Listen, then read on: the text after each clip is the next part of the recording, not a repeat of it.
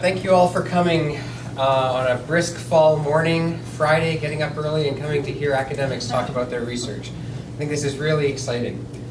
I'm only going to speak for a minute, and then I'm going to turn the floor over to my first colleague who comes all the way from East Sussex. He's going to give you an overview, and from there you'll get the context and we'll drill deeper into our research. In 2012, I spent part of a sabbatical at this place, Herstmonceux Castle, which is located in East Sussex. Pretty much straight, if you don't know very much about English geography, if you drew a line from London and went down to where the water is, you're in the right neck of the woods. I lived there for the better part of a year with my family as scholar in residence. This property had come into the possession of Queen's University in Kingston in the early 1990s. And it occurred to me while I was living there and writing another book about a different subject and making friends with the colleagues there that no modern historian had ever conducted a comprehensive assessment of this very important medieval estate. So with the support of the castle administration, we applied for and received about $400,000 in public funds from the Social Science and Humanities Research Council of Canada. This was what they call a seed grant. And if you don't know what that is, the word sort of speaks for itself. This is money meant to be planted to see what will grow. So $400,000 was our nest egg to get us started and see what we could do with it. We used the money to support the establishment of a formal partnership, as President Bergman just said, between St. Jerome's University, the University of Waterloo, Queen's University, and the Bader International Study Center, which is housed at Herstmonceux Castle as the sort of international school for Queens. We wanted to study the impact of late medieval climate change and land use on the people who lived on this estate in the Middle Ages. We knew that this brick castle, which you're seeing in the video, which was the largest brick dwelling in England when it was constructed, had replaced an older medieval manor house, probably a timber structure, when it was built in 1440. And we knew that the grounds had been enlarged and enclosed to create a deer park around that same time. My working hypothesis when we started out was that this estate, which had been farming, it was agricultural at the time of the Norman conquest, so if you think back to 1066 and all that, was not converted to a private hunting ground purely out of noble whimsy. Rather, I argued, the late medieval lords of Herstmonceux were probably responding to external weather pressures. After all, it was well established by scholars quite some time ago that by the late Middle Ages, Northern European temperatures were cooling, even as precipitation was gradually increasing. So I posited generally at the outset that Sussex, which is a coastal region, and the region in which Herstmonceux sits in particular, would have suffered particular hardships from cooler, wetter summers, increased annual rainfalls, and coastal flooding. This was because Herstmonceux sits at the edge of the so-called Pevensey levels.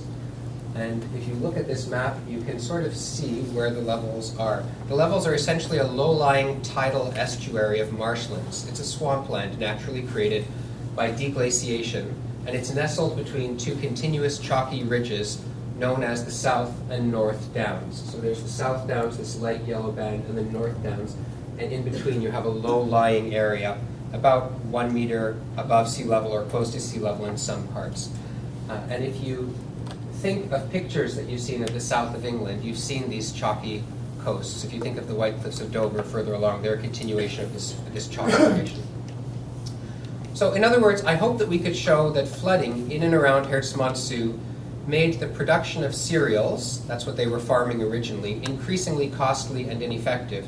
And so in 1440, the medieval lords of Herstmonceux, who, by the way, owned plenty of other good farmland in other parts of England and had no shortage of agricultural income, decided to convert their southern estate by planting trees and stocking game, deer primarily. They turned muddy fields into an elaborate hunting grounds.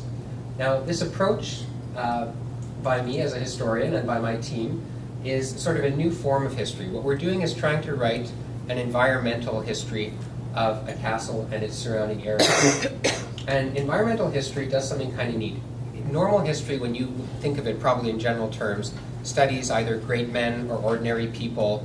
It's usually people-centered. Environmental history aims to make nature one of the protagonists in the story that we tell. So we look at any question and we ask very broadly, well, what was happening in the environment? What was happening in nature? And you can play this game with anything at all. If you're interested in the medieval crusades, you can ask what impact did it have on knights fighting in plate mail armor, having to do so in the desert. If you're interested in wars, you can say, well, what was the food supply like at that time? Were people getting sick? What role did disease play? What was the temperature doing? These are questions that increasingly modern people have in the backs of their minds about everything that we deal with, but historians haven't traditionally incorporated them. So our project aims to incorporate nature as one of the historical protagonists in the story that we're telling of this estate. How did we do that? Well, to make our case, we assembled an international team of students and scholars from a variety of disciplines.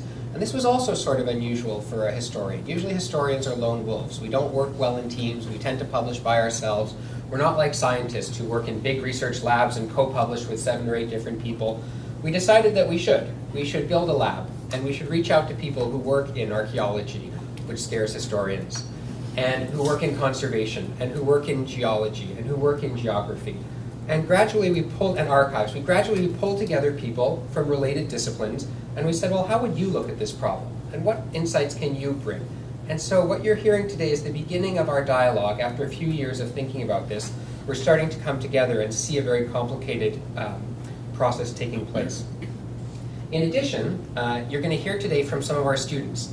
The big success of this project so far has been taking the $400,000 that you, the taxpayers of Canada, provided to us and redirecting the vast majority of it to our young learners, the next generation of scholars, the next generation of people who will be developing the conversation on climate change within Canada and the world.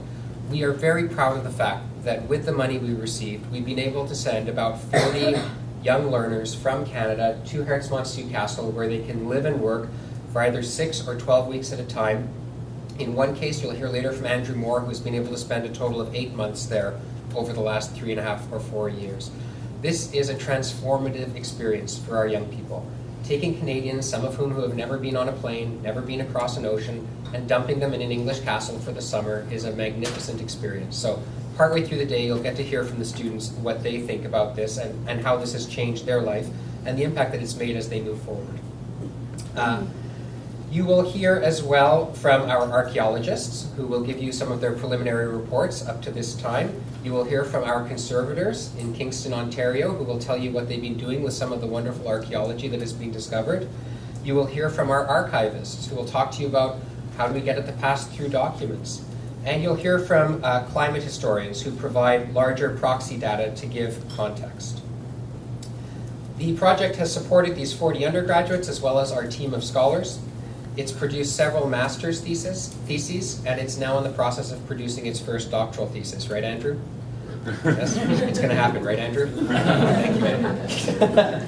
Andrew's under some pressure because his colleague Marjorie is sitting behind him, and she defended her thesis yesterday in 4 years' time, which was brilliant.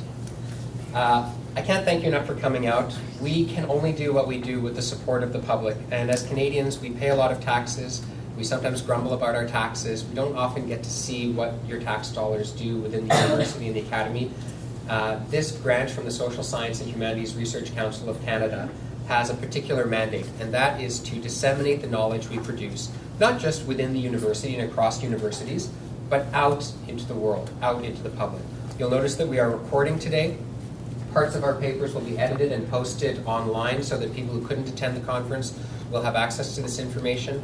And our goal moving forward is to do as much public outreach, as much internet research as we can, so that everybody hopefully will see the benefit of the investment that the people of Canada have made in this project.